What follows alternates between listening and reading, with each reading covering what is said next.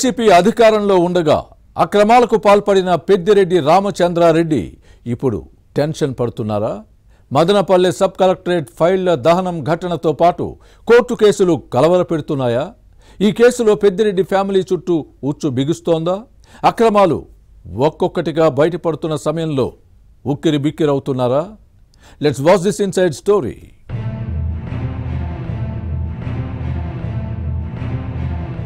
YCP ప్రభుత్వం హయాంలో జగన్ తర్వాత రెండో స్థానంలో ఉన్న పెద్దిరెడ్డి రామచంద్రారెడ్డి చక్రం తిప్పారు.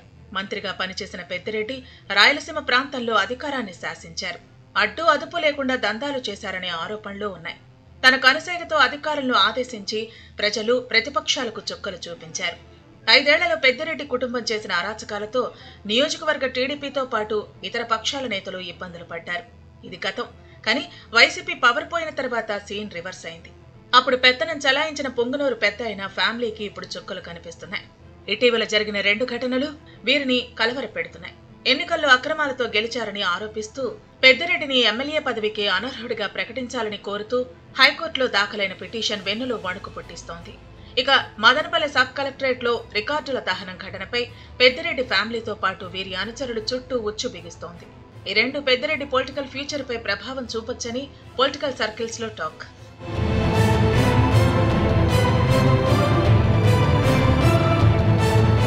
ఫ్యాన్ పార్టీ పవర్ లో ఉండగా పెద్దిరెడ్డి భారీగా ఆస్తులు కూడబెట్టారు. బినామీ పేర్లతో భూములు రిజిస్ట్రేషన్ చేయించుకున్నారు. మంత్రిగా ప్రజా సంక్షేమం కంటే దోపిడీకే ప్రాధాన్యత ఇచ్చారని పార్టీ సర్కిల్స్ లో టాక్. భార్య స్వర్ణలత పేరుతో భారీగా ఆస్తులు ఉన్నాయి. కానీ ఎన్నికల నామినేషన్ అఫిడవిట్ లో 142 ఆస్తులను దాచిపెట్టారని ఆరోపిస్తూ భారత చైతన్య యువజన పార్టీ బీసీవై అధ్యక్షుడు బోడె రామచంద్ర యాదవ్ కేంద్ర ఎన్నికల సంఘంతో పాటు గవర్నర్ కు ఆధారాలతో ఎలక్షన్ సమయంలోనే ఫిర్యాదు చేశారు. శాసన సభ్యత్వానికి అనర్హుడిగా ప్రకటించాలని కోరారు.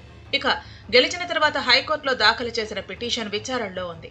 వాస్తవాలను పరిశీలించేందుకు హైకోర్టు స్క్రూటీని అధికారిని నియమించడంతో ఈ కేసు నుంచి పెద్దిరెడ్డి తప్పించుకోలేరని లీగల్ ఎక్స్పర్ట్స్ విశ్లేషిస్తున్నారు. పార్టీ పవర్లో ఉంటే రికార్డులను తారుమారు చేయించి ఎంక్వైరీకి చిక్కకుండా చూసుకునేవారు. కానీ ఇప్పుడు కూటమి ప్రభుత్వం అధికారంలో ఉండటంతో తిమ్మిని బమ్మిని చేసే అవకాశం లేదు. చిత్తూరు, తిరుపతి, అన్నమయ్య తదితర జిల్లాల్లోని 142 ఆస్తుల వివరాలు, రికార్డులు కోర్టు ముందు ఉన్నాయి.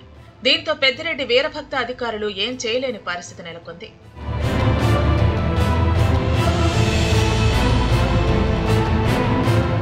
రెండు 2014 ఎన్నికల్లో పొంగునూరు టీడీపీ అభ్యర్థి ఎం వెంకటరమణరాజుపై పెద్దిరెడ్డి గెలిచారు. అప్పుడు కూడా ఎన్నికల నామినేషన్ అఫిడవిట్ లో కొన్ని చోట్ల పెద్దిరెడ్డి సంతకాలు చేయలేదని, ఆస్తుల వివరాలతో పాటు సరైన పత్రాలు పొందుపరచలేదని హైకోర్టులో కేసు నడిచింది.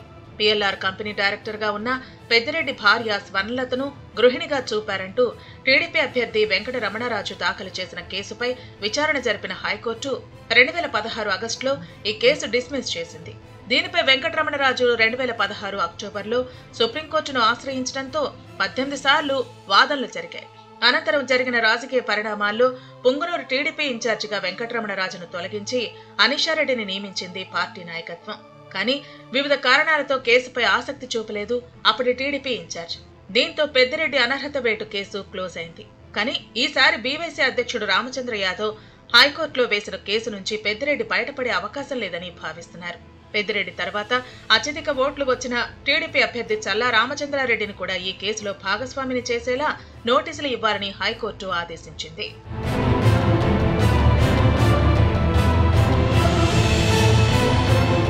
ఇక మదనపల్లి సబ్ కలెక్టరేట్ లో జరిగిన రికార్డుల దహనం ఘటన కేసు కూడా పెద్దిరెడ్డి ఫ్యామిలీ చుట్టూనే తిరుగుతోంది.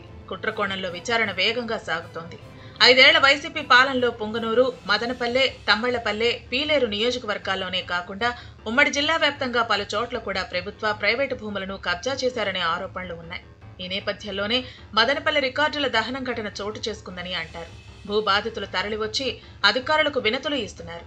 ఈ ఘటన వెనుక కుట్ర ఉందని రెవెన్యూ, పోలీసు ఉన్నతాధికారులు నిర్ధారణకు వచ్చారు. కేసు విచారణ వేగంగా జరుగుతున్న సమయంలో పెద్దిరెడ్డి అనుచరులు పరారవుతున్నారు. వారి కోసం పోలీసు బృందాలు గాలిస్తున్నాయి. పెద్దిరెడ్డి, రాజంపేట ఎంపీ మిథున్ రెడ్డి, వైసీపీ ఎమ్మెల్యే ద్వారకానాథ్ రెడ్డి పిఏలను విచారిస్తున్నారు. పెద్దిరెడ్డి కుటుంబంతో అంటకాగిన అధికారుల పాత్రపైన లోతుగా విచారణ జరుగుతోంది. ఇప్పటికే కొందరిని సస్పెండ్ చేశారు.